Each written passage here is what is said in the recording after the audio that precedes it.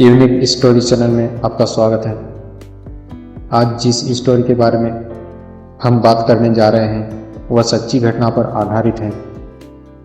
कुछ साल पहले की बात है। स्टोरी में सिर्फ पात्रों के नाम काल्पनिक हैं। बहुत ही रोमांचक स्टोरी है। अगर ध्यान से देखिएगा तो स्टोरी रोमांचक होने वाली है। तो फिर चलिए वीडियो को शुरू करते हैं। शहर से दूर एक छोटी सी गांव में 4 दोस्त रहा करते थे, जिनके नाम थे राहुल, भीम, मनोज और बलदेव। चारों उम्र में 25 साल से कम उम्र के थे और हट्टे कट्टे युवा थे। चारों एक दूसरे पर मर मिटने के लिए तैयार रहते थे। गांव में उनकी दोस्ती का सभी लोहा मानते थे और वे सभी एक से बढ़कर एक ताकतवर और साहसी थे। गांव के सुख दुख में हमेशा साथ रहते थे, चाहे शादी हो या मुसीबत या किसी भी परिस्थिति में डट कर खड़ा रहते थे। गांव वाले भी उन्हें बहुत प्यार करते थे, लेकिन किसे पता था कि किस्मत को कुछ और ही मंजूर था। असली कहानी तो अब शुरू हो रहा है। अब बारी आई दोस्ती की परीक्षा देने की। गांव में एक भिखारी रहता था जो लंगड़ा था और गांव में भिक्षा मांगकर अपना पेट पालता था। एक दिन की बात है, गांव के निवासी हीरू मंडल का एक बछड़ा खो जाता है और खोजते खोजते उसका पूरा दिन निकलकर शाम हो जाती है। अब थका हारा हीरू जी सोचता है कि शायद भिखारी कुछ बता सके। इधर अंधेरा भी घना हो गया था और जाड़े का मौसम था। गांव के बाहर बहुत ही प्राचीन एक शिव मंदिर था जहां भिखारी रहता था। हीरू अंतिम आस लेकर भिखारी के पास पहुंचता है और जैसे ही वह मंदिर का दरवाजा खोला, उसकी आंखें फटी की फटी रह गई और वह इतना डर गया कि उठते गिरते वहां से भाग खड़ा हुआ, क्योंकि भिखारी 2-3 दिन पहले ही मर चुका था। उसका शरीर फूल चुका था और उससे दुर्गंध भी निकल रहा था। चारों तरफ कहीं भी कोई न था और दृश्य बहुत ही भयानक था। ऐसे में उसका डर कर भागना स्वाभाविक था। हीरू हाँफते हाँफते गांव के मुहाने तक पहुंचता है, जहां उसकी जान में जान आ जाती है, क्योंकि संयोग से उसकी मुलाकात भीम से होती है। भीम ने उसके डर का कारण पूछा और हीरू ने सारी आपबीती भीम को सुनाई। भीम ने उसका धीरज बांधते हुए उन्हें घर जाने को कहा। तब वह वहां से चला गया। अब देखिए, उनकी दोस्ती का इम्तिहान लेने के लिए समय भी प्रतीक्षा कर रहा था। अब यहाँ से शुरू होती है दोस्ती की परीक्षा और घट जाती है कुछ ऐसी घटना जिसे सुनकर ही दिल में एक सिहरन पैदा हो जाती है। इधर अब भीम ने राहुल और बलदेव को बुलाया और सारा वृत्तांत बताते हुए कहा। भिखारी को शमशान ले जाने के लिए एक खटिया बनाने के लिए बोला और भीम ने मनोज को बुलाने के लिए उसका घर चल दिया। उधर मनोज का परीक्षा चल रहा था, वह पढ़ाई कर रहा था। फिर भी भीम के बुलाने पर उसके साथ चलने के लिए तैयार हो गया, लेकिन भीम ने उसे मना करते हुए बोला कि तेरा परीक्षा है, तू मत जा। लेकिन फिर भी भीम के मना करने पर उसने बोला, सेकेंड हाफ में मेरी परीक्षा है, मैं मैनेज कर लूंगा। बातें करते करते कुछ ही देर में वो लोग वहां से पहुंचे जहां राहुल और बलदेव ने खटिया के साथ सब कुछ तैयार कर रखा था। अब चारों दोस्त उस प्राचीन मंदिर के पास पहुंचे जहां भिखारी का सब कुछ खत्म हो चुका था। मतलब भिखारी का शव पड़ा हुआ था। इधर इन बेचारों को क्या पता था कि उनके तकदीर में क्या लिखा था। अब भीम ने शव को बाहर निकालने के लिए मनोज और बलदेव को भेजा। दोनों बेहद ताकतवर होते हुए भी शव को उठा नहीं पाया। यह देख भीमा हैरान हो गया, क्योंकि भिखारी बहुत ही दुबला पतला था। तब भीम ने मुस्कुराते हुए कहा, तुम दोनों इतने ताकतवर हो कि 10 आदमी को उठा सकते हो, तो फिर ये भिखारी किस खेत की मूली है।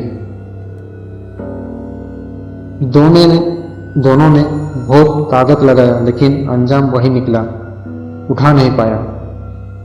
तब भीम ने राहुल को हाथ बटाने के लिए भेजा, जहां राहुल की मिलीजुली ताकत भी शव को निकाल नहीं पाया। अंत में भीम को खुद जाना पड़ा।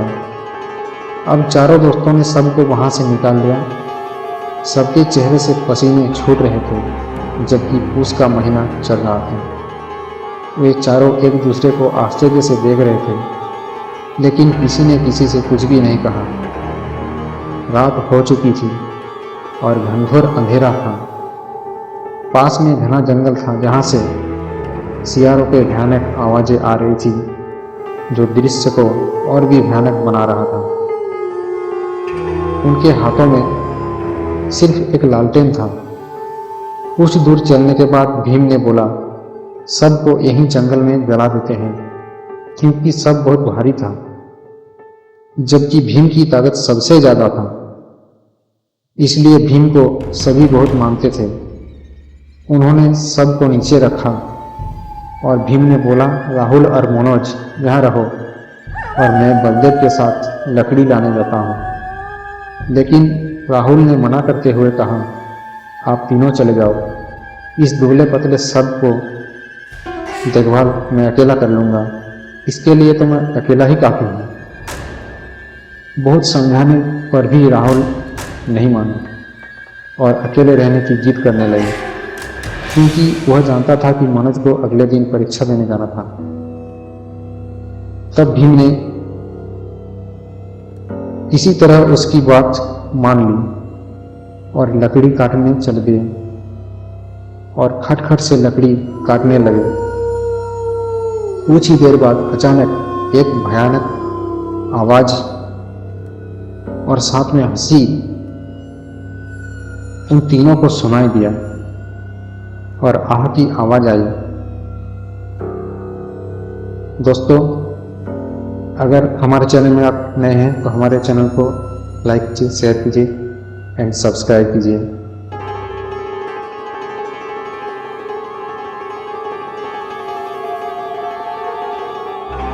जिससे तीनों का हृदय विदीर्ण हो गया। तब मनोज ने बोला, अरे यह तो राहुल की आवाज़ है। तीनों एक साथ राहुल के पास आने के लिए दौड़ लगाई और उठते गिरते राहुल के पास पहुंचा, लेकिन तब तक बहुत देर हो चुका था। राहुल एक तरफ पड़ा हुआ था, उसकी आंखें बाहर निकल गई थी और लालटेन उलटकर दब दब करके तब भी जल रहा था। तीनों हैरान हो गए थे कि आखिर हुआ तो क्या हुआ। उन्हें कुछ भी समझ में नहीं आ रहा था। तीनों विचार कर ही रहे थे कि तभी बलदेव की नजर खटिया पर पड़ा, लेकिन खटिया खाली पड़ा था, उसमें से सब गायब था। तीनों हक्के बक्के रह गए। तब कुछ ऐसा हुआ जिससे आप भी हैरान रह जाओगे। आप तीनों को एक छाया दिखाई दी, जो भिखारी का था और लंगड़ाता हुआ चल रहा था और एक झाड़ी के पास जाकर घुस गया। यह देख तीनों को लगा कि इसी ने हमारे राहुल को मारा होगा, और तभी भीम गुस्से से आग बबूला हो उठा।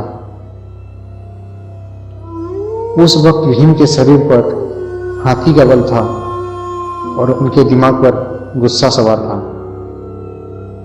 उनमें बदला लेने की चाहत थी दोनों ने उसे रोकना चाहा, लेकिन भीम ने दोनों को कुछ दूर फेंक दिया और दोनों को पछाड़कर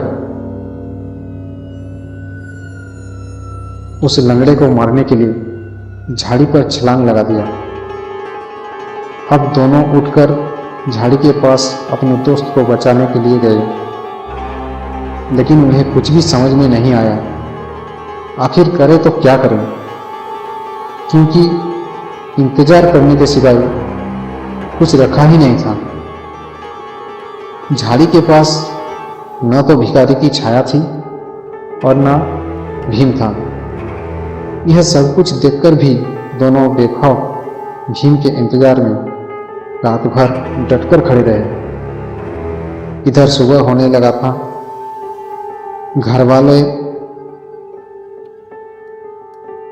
सोच में पड़ गए थे। उन्होंने सोचा कि अब तक वे लोग क्यों नहीं आए, और फिर सभी गांव वालों के साथ मिलकर घर वाले भी वहां पहुंचे, लेकिन तब तक सुबह हो चुका था। गांव वालों ने देखा दोनों वहीं के वहीं वैसे ही खड़े थे। दोनों ने सभी को पूरा वृत्तांत बताया। गांव वालों के समझ में भी सभी बात आ गई। गांव वालों ने पुलिस को बुलाया और झाड़ी काट दिए गए, लेकिन कुछ हाथ न लगा। बाद में सीबीआई जांच कराई गई, लेकिन आज तक पता न लगा सके कि आखिर उनका क्या हुआ, और यह रहस्य ही बना रहा। ऐसे ही रोचक और रोमांचक कहानी को जानने के लिए हमसे जुड़े रहें और हमारे चैनल को लाइक करें, शेयर करें एंड सब्सक्राइब करें। धन्यवाद।